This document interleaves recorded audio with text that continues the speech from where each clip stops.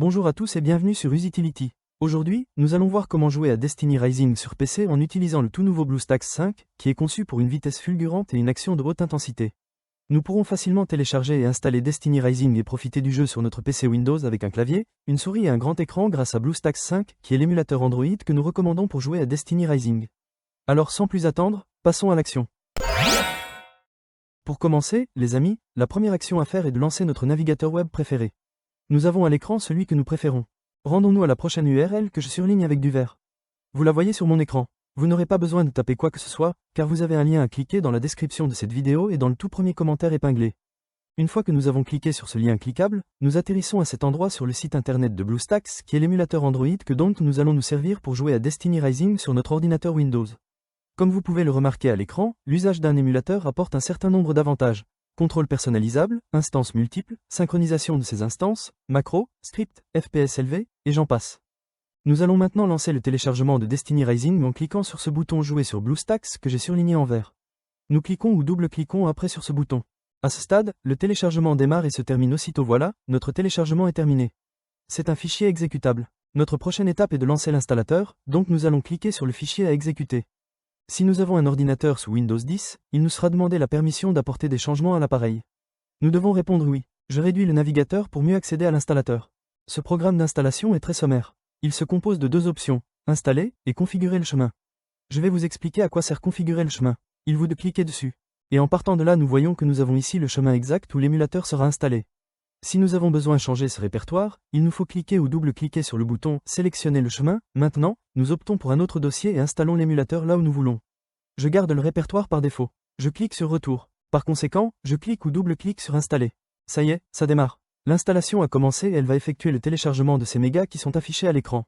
Lorsque vous le téléchargerez, il peut y avoir plus ou moins de MOS. La vitesse pour le téléchargement peut être plus ou moins prompte, en fonction de l'Internet et de la rapidité des serveurs de notre émulateur. J'ai de la chance, là, cela va très vite. Le téléchargement est terminé et on passe maintenant à la phase d'installation. Avec BlueStacks 5, vous pouvez même réduire l'utilisation de la RAM en un seul clic. C'est particulièrement utile si vous rencontrez des problèmes de performance. En outre, vous pouvez activer le mode écho pour profiter d'une utilisation du CPU réduite de 87%, d'une utilisation du GPU réduite de 97% et d'un multitâche plus facile. Comme vous pouvez le constater, BlueStacks 5 est conçu pour offrir stabilité et performance lors de longues sessions de jeu. L'installation est déjà terminée pour moi. À présent, notre émulateur a été lancé de lui-même. Comme vous pouvez le noter, dans le bas de l'écran, on peut voir une barre de progression qui va se comporter comme une jauge qui se remplit et quand elle arrive à la fin, notre émulateur démarrera pour la toute première fois. En réalité, notre émulateur s'est déjà lancé, le voilà pour la première fois. Avant d'aller plus loin, comme vous pouvez le voir, il a généré deux icônes à cet endroit sur le bureau de l'ordinateur. Le BlueStacks ainsi que le BlueStacks multi-instance. Veuillez mémoriser que l'icône BlueStacks est celle qui nous concerne. À chaque fois que nous devrons démarrer Destiny Rising sur notre ordinateur Windows, nous cliquerons à la souris sur cette icône et démarrerons cet émulateur pour Android. L'icône BlueStacks multi-instance vous permet de lancer plusieurs instances d'émulateurs. Et avec le nouveau gestionnaire multi-instance amélioré de BlueStacks 5 en mode écho, les joueurs peuvent exécuter plus d'instances de jeu plus rapidement et avec moins de lag. Sans plus tarder, passons à l'étape suivante, qui est indispensable, à savoir l'accès au Google Play Store anciennement Android Market. Pour cela, nous irons ici, System App, puis nous double-cliquons. De plus, nous devons cliquer sur Google Play Store. Comme vous pouvez le noter, le Google Play s'est lancé. Maintenant, nous devrons nous identifier. Dès lors que nous sommes ici, nous sommes tenus de faire l'étape suivante qui se trouve être requise. Aussi nous cliquons sur « Connexion ». Désormais, il annonce « Checking info ». Il arrive parfois que ça reste bloqué sur ce stade et qu'il n'avance pas. Si vous êtes confronté à ce blocage, vous pouvez essayer de vous reconnecter dans 2 ou 3 heures alors le problème sera probablement résolu. Désormais, il nous faut entrer notre adresse mail et le mot de passe correspondant. Cet email devra être un email Gmail plus le mot de passe correspondant. En outre, vous pouvez employer exactement la même adresse mail que celle dont vous vous servez actuellement pour vous connecter à votre compte YouTube. Donc je vais donc taper mes informations et je reviendrai dès que je l'aurai fait. Ça y est, les données ont été entrées. Désormais Google nous reçoit dans son célèbre magasin d'app et nous propose les conditions d'utilisation. Nous devons donner notre accord en cliquant gauche sur « J'accepte ». Après, il nous invite à sauvegarder sur le cloud. Vous pouvez laisser la case cochée et cela créera une copie des données de cet appareil MULE sur le cloud de Google. En ce qui me concerne, je ne vais pas la cocher, vous pouvez faire ce que vous voulez. On double-clique sur « J'accepte ». Google Play Store anciennement appelé Android Market est lancé par défaut et sans intervention de notre part. Pour installer ce jeu ou une toute autre application Android, nous devons faire un tour sur le bureau de notre émulateur en cliquant gauche sur l'icône mise en évidence en vert. Maintenant que nous sommes sur le bureau de l'émulateur, nous découvrons que nous avons ici ce bouton « Installer le jeu ». Nous cliquons ou double-cliquons sur ce bouton. À l'écran, nous avons trouvé le jeu. Donc cliquons ici même sur le bouton Installer, que je surligne maintenant avec du vert.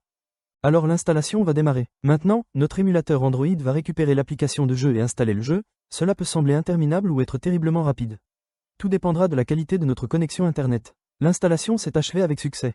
Maintenant, retournons sur le bureau de l'émulateur en double-cliquant sur le bouton que je mets en surbrillance avec du vert pour démarrer Destiny Rising pour la première fois. Nous sommes à nouveau sur le bureau de l'émulateur et nous sommes sur le point de cliquer 1 ou 2 fois sur cette nouvelle icône de l'app Destiny Rising qui a été générée. Ce jeu est lancé pour la première fois. C'est cool, je peux cliquer où je veux sur mon écran et aussi utiliser le clavier.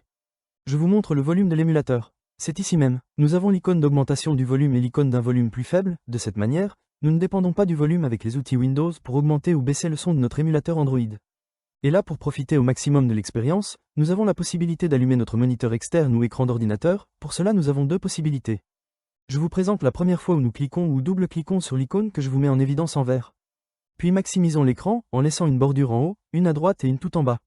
Quand on souhaite profiter du jeu ou une toute autre appli Android en plein écran, on peut cliquer sur cette icône. Et en partant de là, nous aurions la possibilité de profiter du jeu en mode plein écran. En revanche, pour repartir du mode plein écran, il suffit d'appuyer sur la touche F11. Alors nous serions de retour en mode écran habituel. Laissez-moi maintenant vous expliquer le mapping du clavier qui est très utile à comprendre. De cette façon, nous pourrons nous servir du jeu encore plus aisément. La première chose à réaliser est de double-cliquer sur l'icône de clavier. Et ici, vous pourrez effectuer les réglages nécessaires. En ce qui me concerne, je laisse la configuration par défaut. Néanmoins, si vous éprouvez le besoin de la changer, vous pouvez le faire sans aucun problème. Comme vous pouvez le remarquer, l'émulateur est complètement dans notre langue. Pourtant, il est possible que quelquefois que l'émulateur soit lancé dans une toute autre langue, comme par exemple en allemand. À cette étape, pour le charger dans la bonne langue, nous venons ici sur la célèbre roue dentée. Puis ici, dans Autres paramètres, nous cliquons ou double-cliquons sur le menu déroulant « Langue ». Nous pouvons sélectionner la langue que nous voulons, français, anglais, mandarin, etc. Une fois la langue sélectionnée, nous sauvegardons, notre émulateur reboot ainsi notre jeu, la prochaine fois que nous le démarrerons, sera de la même façon dans la langue de notre choix. À partir de maintenant, il y a un aspect supplémentaire que nous devons prendre en compte, et c'est que nous recevrons un email disant qu'un nouvel appareil a été connecté à notre compte Google. Cet email sert à vérifier si nous avons établi la connexion de l'appareil. Effectivement, c'est bien le cas, pas la peine de stresser, car oui l'émulateur simule un appareil Android. Et pour découvrir quel appareil est E accent aigu MULE accent aigu, retournons ici, à la célèbre roue dentée et cliquons une ou deux fois dessus. Rendons-nous juste ici à l'option « Modèle ». Et ici nous voyons que l'émulateur Android émule un smartphone Samsung. Par conséquent, nous recevrons un courrier électronique indiquant qu'un nouvel appareil Samsung est connecté à notre compte Google. C'est terminé pour cette vidéo tutoriel les amis. Je souhaite de tout cœur qu'il vous ait plu, et surtout qu'il vous aura été précieux. Si oui, donnez-lui un bon like, abonnez-vous, et si vous avez des commentaires, des questions à me poser ou des suggestions à faire, laissez-les dans la boîte de commentaires ci-dessous. Cliquez ou double-cliquez sur l'une des vidéos qui s'affichent à l'écran et on se retrouve dans les prochaines vidéos. A plus.